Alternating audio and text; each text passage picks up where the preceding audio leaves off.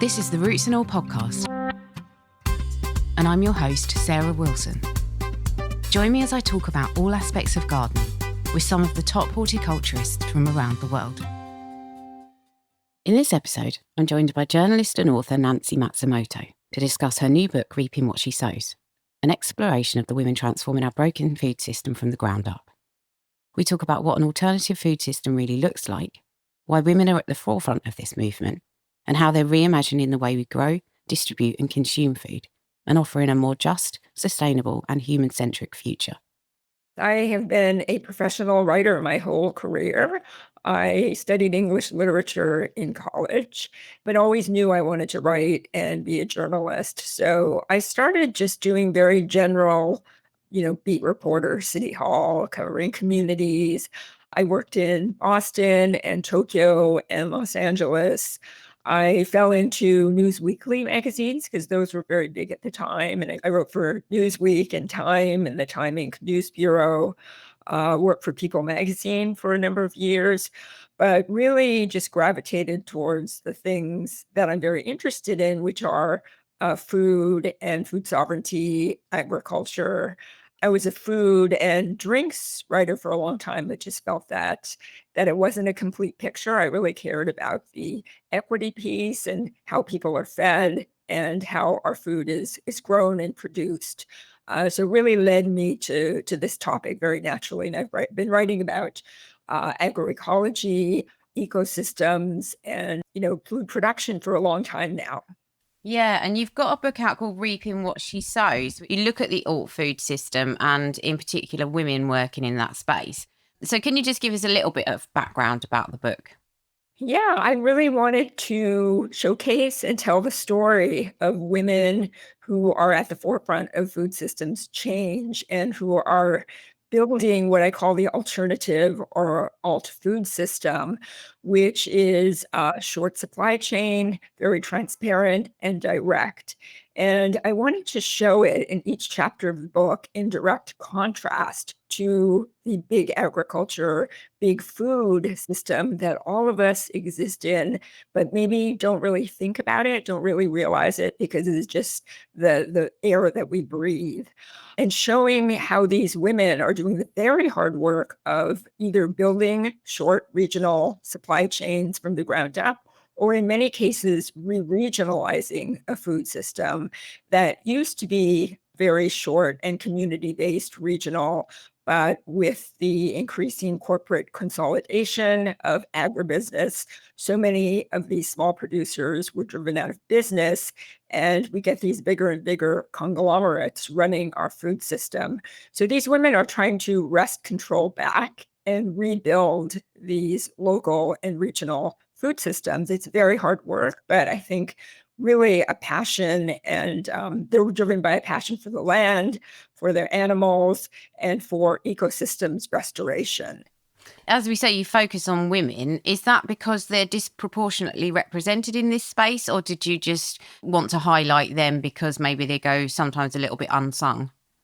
Yeah, I think both. I think they are absolutely disproportionately represented. Not to say that men aren't doing wonderful work in regenerating land and ecosystems, but in my long reporting, I feel like it's a predominantly women-led movement. And I think there are many reasons. I mean, like any other sector of the economy, men make more than women in agriculture. Women are less likely to be inheriting land or have access to agricultural education, the loans and the subsidies. So they tend to be working on the peripheries or the margins of our food systems, and they are less invested in sort of holding on to the status quo. They see that change has to be made, and usually it is on the margins and on the periphery where radical change is happening.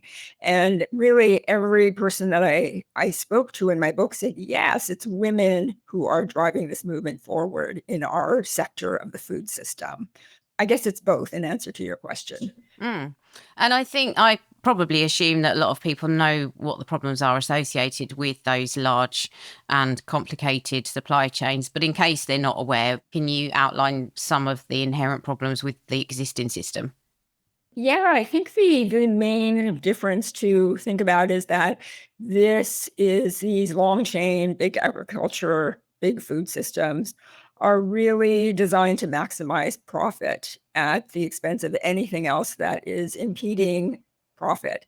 The alternative food system tends to run on a more people, planet, and profit model. So the ecosystems, worker welfare, animal welfare are all prioritized equally. So with the big agriculture, long food supply chains, we have vertically integrated industries that are extremely efficient, but come with a lot of what we call externalities. So they are degrading the environment, degrading our waterways and our soil with chemical fertilizers and pesticides. They're just trying to really increase yield. Often that yield comes at the expense of flavor, of nutrition. So they're selecting foods or crop varieties, I should say, that are really for ease of harvest. They don't grow as tall. They don't topple over.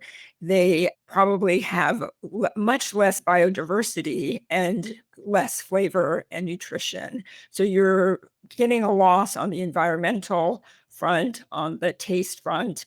And often, these very large meat and poultry production facilities, these CAFOs, confined animal feed operations, and mega poultry farms, they're contracting with small farmers in contracts that are very opaque and very exploitative.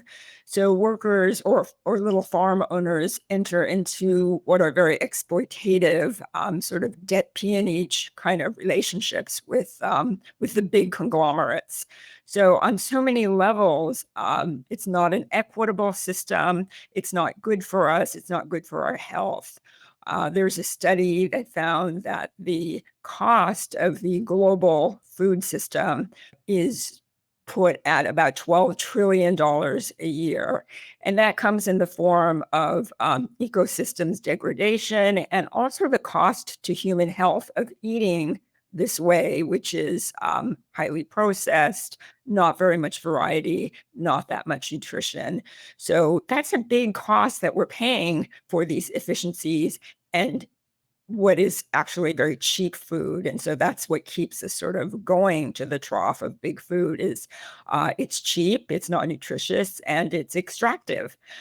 So the women in my book are really trying to fight back against that and say, no, we deserve better. The planet deserves better. Animals deserve better. It's just better for everyone. I mean, you cover so many inspiring people in the book with, a really different take on doing things. And they're not just doing things in the way that it's always been done, or they are perhaps, but not in the way that it's been done in maybe perhaps modern history. And I wondered if you could bear in mind that this, a lot of listeners are going to be involved in horticulture or growing.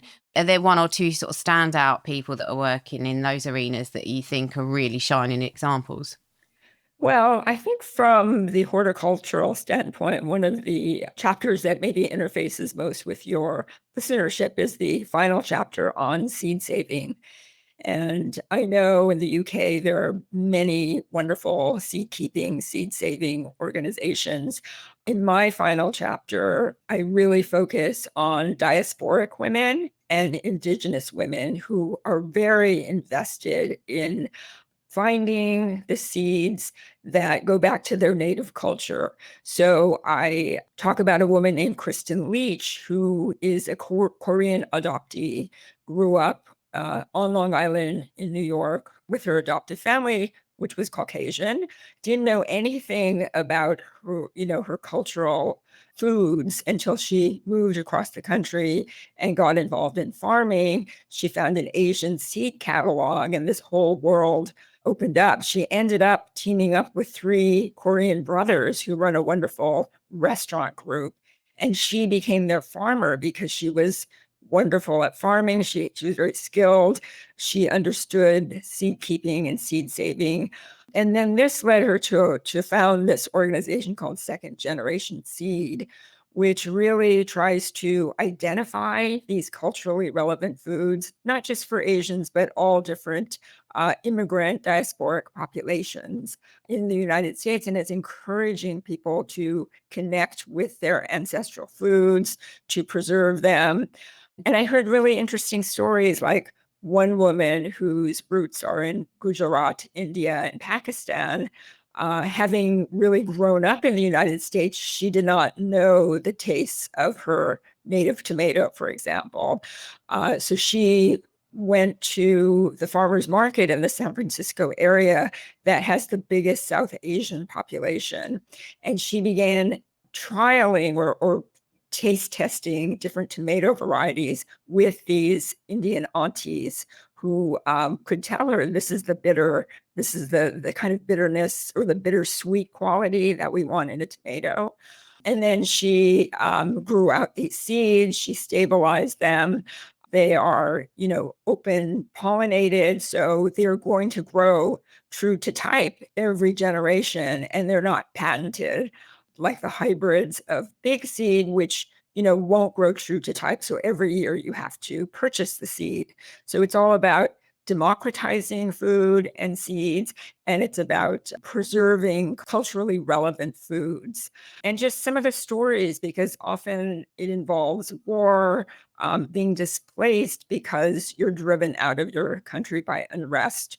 We'll increasingly be seeing climate change refugees. And so I think this idea of seed saving and really hanging on to culturally relevant foods will become increasingly important as people are moving all over the globe in a period of real unrest and increasing climate disasters. And that's actually fascinating because you wrote in the book about somebody who was growing perilla and they didn't have something to benchmark the taste against. And I hadn't even considered Right. it. I mean, we grow perilla here and I just never thought, well, maybe that's not what it should taste like or how it tasted originally. It's just, there's so much to consider. It is. And it's interesting, like with perilla, I'm Japanese American, and our perilla is very different from Korean perilla. So again, you have to have those ancestors who are going to be able to tell you this is what it tasted back in the home, like in the home country. If you didn't grow up with that, but still want to hang on to those and have people cooking with these ingredients. So yeah, very true. And I think that actually brings me on to another question that I had, which was the producers that you talk about in the book seem to have, for the most part, a very good understanding of the end product that's going to be created with what they produce. Do you think that's a key thing to this whole process?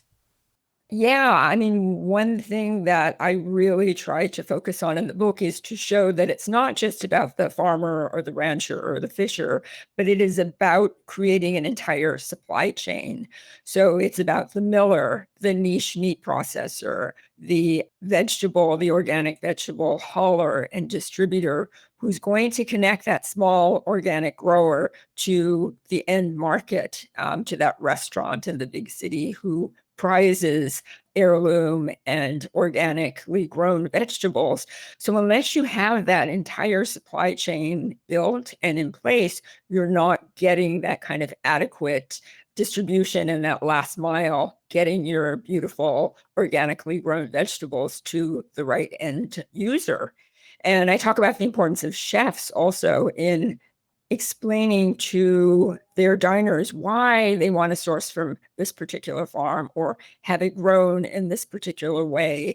So I do think the end product, I also talk a lot about value added products, because when you are trying to decommoditize a food, whether it's coffee or chocolate, most of what is produced goes into the commodity market. And these are just bulk purchases that go for a very low price that aren't going to be sustainable for the farmer growing it. So if you want to really give that farmer a living wage and let these small cooperatives prosper, you have to have a superior product that is has certain growing protocols and growing practices. And you have to have it very transparent so people at the end of the supply chain understand they're getting a superior product, whether it's a single origin, whether it's an heirloom variety, whether the bean to bar chocolate maker is doing, things in the best possible way. So a lot of it is educating the consumer why you're paying a little bit more for this bean to bar heirloom chocolate and why it's worth it, because you're really supporting everyone along this short supply chain. So there's a lot of education that goes on. There's a lot of really thinking about what is best for ecosystem restoration and how you're going to pass on this messaging to everyone at the end. So the purpose of my book is really to show everyone who reads it that wherever you live, you have access to these alternative supply chains and producers who are thinking about people and planet and the environment. You just have to maybe do a little looking around, do a little research, and get away from that giant supermarket that you've been going to and look for the farmer's market, the consumer-supported agriculture. It's a whole process that people go through to sort of awaken to what's going on in the food system. Yeah, well, actually, I think that one of the other unique features of these structures is that they do produce higher quality produce, but sometimes that can actually be as affordable, if not more so, than the long supply chain manufactured things. But they also seem to have like a lot of plates spinning. So not only are they thinking about the end consumer, like you said, they're thinking about the employers. Sometimes they're thinking about how they can deliver their produce affordably to people. And there's this whole social element of the structure that seems to be missing. So although they're short supply chains, it's more of a top to bottom overview of how these things can work in society as a whole, rather than just how much money can we make out of this. Right. It's a whole systems thinking point of view. And I think two things that are important to point out about these alt food systems is, one, there's a lot of ecosystems restoration going on. So these producers are thinking about building up soil matter. They're thinking about cleaning waterways. They're thinking about creating pollinator borders. All of these things are bringing back biodiversity to the land, which everyone agrees we need to do to be as climate resilient as possible going into a very uncertain climate future. But they're also really not being compensated for all of these ecosystem services the way that big food and big agriculture made huge profits by stripping all these things and by not growing sustainably. They could do it more cheaply because they weren't thinking about how are we giving back to the land and to nature. So that's one obstacle that's facing these. But then on the other side of the ledger, one of the wonderful and beautiful things about these alt food supply chains is that they're revitalizing communities, often rural communities that have been hollowed out by industrialization and by local mills and meat processing plants and local dairies disappearing because of the corporate consolidation of our food system. So there's an incredible level of joy in connecting to the local community and the region, and people really feeling pride and ownership in having delicious food that is grown locally. And we also can't forget that in times of war and pandemic and a lot of global geopolitical uncertainty, the importance of having a local food supply chain is also a matter of national security. Just the way people were growing victory gardens during World War II, it's like we have to feed ourselves. The whole idea of having a garden in your backyard, and if you can't have that, the next best thing is connecting to your local farmers market and your local food producers. So there is this national security, there is this real joy in building community. And I also talk about knowledge networks in our digitally connected age. One of the wonderful things is I talk about these wonderful whole grain bakers here in Toronto, in Ontario, where I live, and how they are very tight with some UK bakers who are really completely on the same page about getting regional whole grains that are milled locally and baking incredible things with them. And the difference in taste alone is enough to really convert people to the alternative food system. But that sense of community across borders and across oceans is also, I think, a really exciting thing about these alternative food systems. And we need to support them and grow them. So I recently started a Substack called Reaping, where I'm trying to keep telling the stories of this growing, interconnected, systems-based thinking approach to food. And I do think it's a way to really be much more prepared for the future in so many different ways. I could not read those chapters on whole grain baked foods without feeling very hungry at the end of them. And yes, Yeah. you're right. They do connect up with someone in the UK who I'm now going to have to go away and do some more research. Is her name Dawn? Yes, Dawn Woodward, Carol Ferrari are here in Toronto. And I was in London recently, and Dawn recommended Quince Bakery and Eric's. Quince was closed, but I did go to Eric's. Wonderful, whole grain, very much about, I think they were advertising a local CSA and talking about local farms. So very much on the same page in the kind of food system that they're promoting.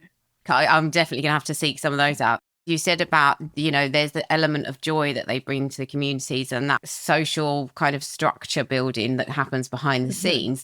And that can be very difficult to quantify. And I think that sometimes, if I'm right in saying, causes problems for these types of growers and producers.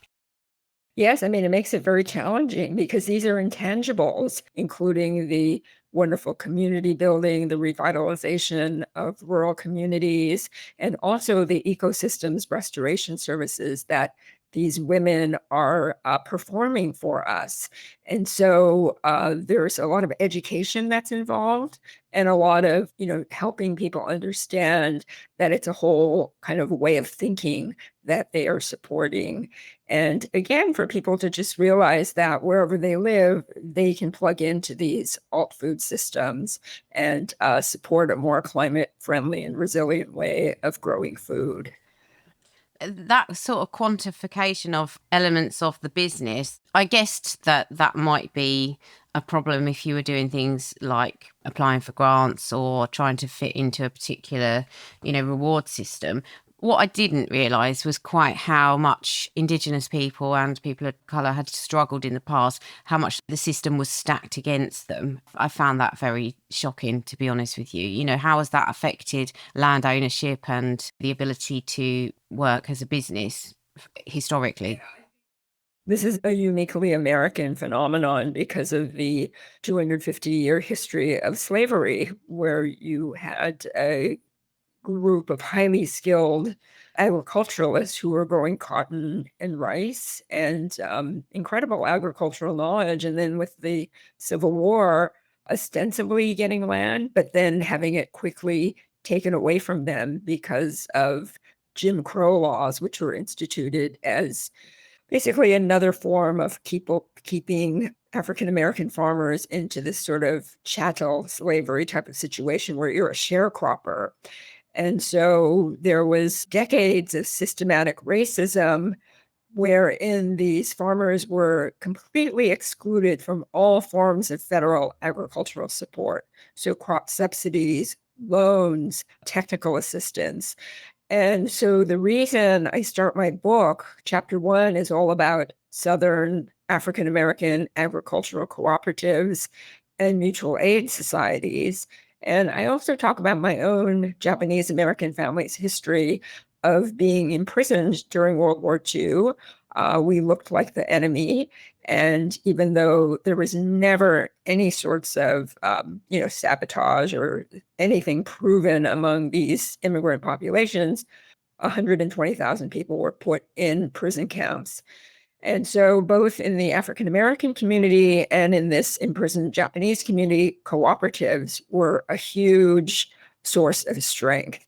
And the reason I start the chapter with this is because there are direct parallels with the women of the alt food system. It's a truly David and Goliath situation when you think about the the strength, the size, and even if you just looked at the sheer lobbying power of big agriculture and big food, it's just so mismatched. And so how do you aggregate strength and move forward when you are completely disenfranchised and cut off from sort of the typical means of federal support? You have to look to each other. There was at one point the Association of Southern Agricultural Cooperatives that I write about in the South. They collectively presided over 1 million acres of farmland. Much of this was lost because of structural racism, but they were able to aggregate strength, pool money, help each other buy land, give each other equipment loans, crop loans, all kinds of insurance protection. And in the same way, in these prison camps, the one that my father was in that had 11,000 prisoners, they created what became the second largest consumer co-op in the United States, and they were behind barbed wire, completely employee run. But both great examples of how the help has to come from each other and sort of from a grassroots on up. And it is possible. So this is one reason I write about a number of different cooperative enterprises, because again, people are trying to do something that's quite counter to the sort of the standard way of corporate top-down run agriculture.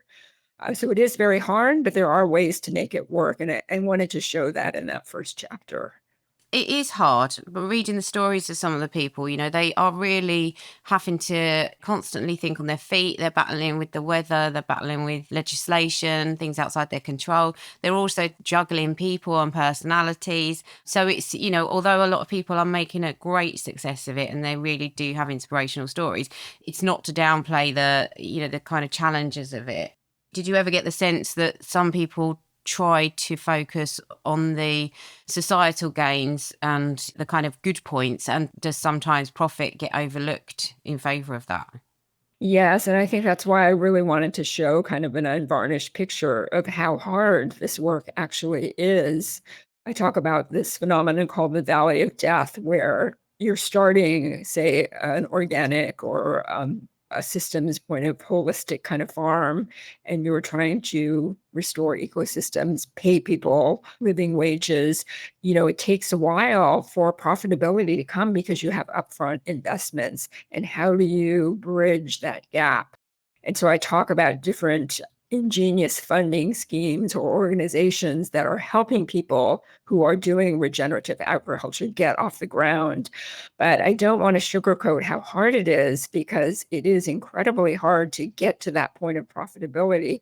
So I wanted to show both the challenges, and I think the small women grazing dairy chapter is a really good illustration of how difficult this work can be and how mutual support. I was able to plug into a really wonderful small women dairy support group, and they were very honest about the hardships that they were going through, both economically and personally. But then I also wanted to show people who really made amazing successes. There's an organic farm in California called Full Belly, been in existence for going on 40 years, super, super diversified, like 80 different varieties of produce, value-added products, a whole range of livestock operation. They have a huge festival every year that is a celebration of organic farming and sort of a wonderful communal, I call it like the Woodstock of agriculture, because I don't know, thousands and thousands of people come to the farm, they camp out, they have a really joyful time. So there are people who have been doing this regenerative and organic farming that are making it. And I wanted to show that it is possible, but also how hard it is. Also, a women-run vegetable distribution company that's been in existence about the same length of time, and how they've managed to grow against all odds and have a completely green trucking fleet and are very women-led. So the stories are inspiring, but I also didn't want to cover up how hard it is and how these people really are heroes and they deserve our support. Yeah, and I liked the way as well that you acknowledged, and so did some of the people that you spoke to, acknowledged that actually it's going to take a few different ways of doing things. There is not one correct way, but it'll be a balance between different ways of growing and producing. Do you think that that hybrid approach and that ability to adapt is going to be essential moving forward, given everything that we're facing with the climate and supply chains and just the unknowns of life today? Yes, I absolutely do. I think it's gonna take all different forms of farming, all different sizes of farms, and I think it's going to, all of the technology that is coming out. AI is a huge thing in agriculture now, and I'm not against this at all. I think really when we think about climate change, it's an all hands on deck situation. So if you're a big farmer, a lot of them are going towards much more regenerative methods because it works, first of all, and it's saving a huge amount of money. If you don't have chemical inputs and you have fertilizers that are being held up because of the Russia-Ukraine war or are super expensive because of tariffs, it makes sense to just start doing cover cropping, crop rotation, and really adopting some of these age-old practices that we know work. So I see it sort of like, big and small, sort of going into a place where they're sharing a lot of practices that we know work and that are much better for the planet. And also incorporating the latest farming knowledge and agroecological techniques. I think all of that is going to be very important. And I don't want it to be just as, small artisanal is beautiful. And that's not at all the message of my book. It's that we need all different sizes of farms. And we just have to keep thinking about what our priorities are and really also think about ecosystems and biodiversity and think about the workers who are doing the hard work of growing the food and picking the food and harvesting. Thank you very much to Nancy for a brilliant conversation and book, and thanks to you for listening.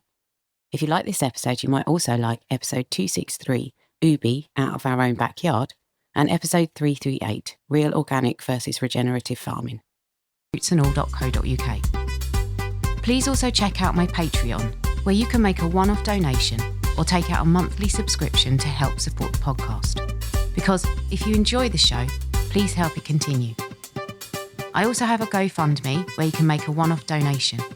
Even a one-off donation of £1 helps, and I'll be really grateful for your support. So please go to Patreon or GoFundMe and search for Roots and All Podcast.